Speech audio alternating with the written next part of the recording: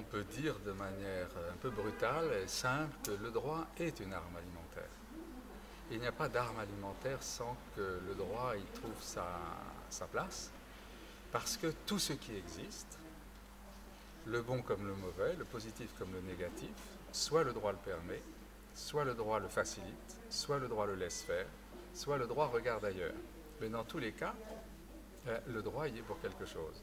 Quand on dit le droit, il faut comprendre ce que ça veut dire. En réalité, le droit, c'est un langage social qui porte les valeurs qu'une société se donne à elle-même. Et qu'est-ce qui permet de donner ces valeurs? C'est la politique et la démocratie pour nous. Donc le droit, c'est le véhicule, c'est le langage de la politique, et ce sont des politiques dont on a besoin.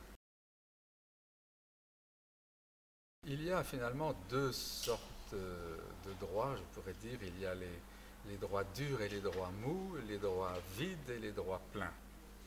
Le droit à l'alimentation, c'est un droit vide. Par hypothèse, celui qui a un droit à l'alimentation, il n'a rien. Et toute la difficulté, c'est lui donner un petit quelque chose, une perspective, la possibilité de demander quelque chose à quelqu'un. Alors qu'il y a à côté des droits d'autres, d'ailleurs, qui sont comme des droits de l'homme. Le droit de propriété, c'est un droit plein. C'est un droit qui est plein de prérogatives. La propriété se définit comme le fait pour un propriétaire de pouvoir faire ce qu'il veut. Et toute la difficulté, c'est d'empêcher pour le propriétaire que son droit se vide.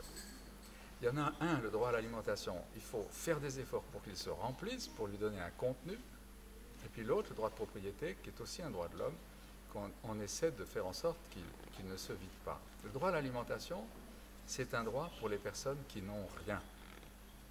Et à partir du moment où ces personnes n'ont rien, leur droit n'a qu'une valeur limitée. Pour la mise en œuvre des droits à l'alimentation, il faut l'aide des organisations internationales, de la politique, des collectivités, des ONG, etc., pour l'assister. Alors que les propriétaires se défendent tout seuls, ils n'ont besoin de personne. Oui, on peut réguler le commerce agricole international, on peut encadrer la spéculation internationale sur les matières premières agricoles, on peut limiter les effets négatifs des investissements internationaux dans les pays en développement. On peut, avec des politiques publiques et avec des règles juridiques, faire ça. Maintenant, pour le faire, il faut avoir une volonté. Et on a cette volonté que si on considère d'abord la sécurité alimentaire comme un objectif au moins aussi important que les profits qu'on peut réaliser dans le commerce en question. Si le commerce international ne vise que la réalisation de profits, la sécurité alimentaire est un accident. Elle peut se produire ou ne pas se produire de manière accidentelle en fonction du climat, de la géographie, du contexte politique, du degré de corruption, etc. Si on fait de la sécurité alimentaire un objectif du commerce international, un objectif des investissements internationaux dans les pays en développement, un objectif des modes d'accès à la terre des paysans les plus pauvres, si on fait de la sécurité alimentaire un objectif, alors, oui, les règles doivent changer, mais c'est possible. Il faut avoir à l'esprit que quand on parle de sécurité alimentaire, on ne parle pas de la qualité sanitaire des aliments.